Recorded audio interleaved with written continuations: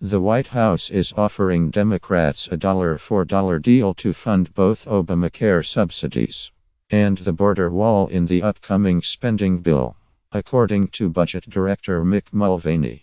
But Senate Minority Leader Chuck Schumer shot it down with snark.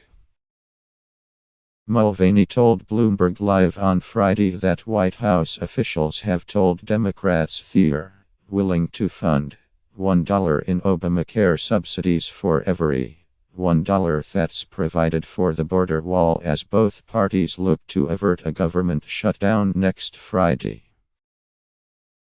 That's the offer we've given to our Democratic colleagues.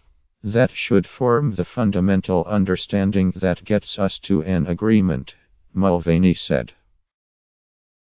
Schumer's office quickly threw cold water on the proposal, with spokesman Matt House saying Democrats thought Mexico was supposed to pay for the wall.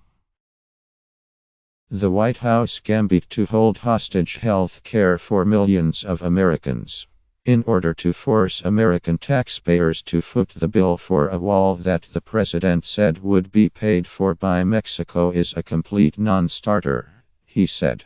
If the administration would drop their 11th-hour demand for a wall that Democrats and a good number of Republicans oppose, congressional leaders could quickly reach a deal. Trump campaigned on a platform that was largely defined by his staunch opposition to illegal immigration, and one of his more controversial pledges was to build a wall along the U.S.-Mexico border that Mexico, not the U.S., would pay for. Mexico has repeatedly made clear that he has no intention of paying for such a project, and Trump has since suggested that the country will pay the U.S. back after its construction.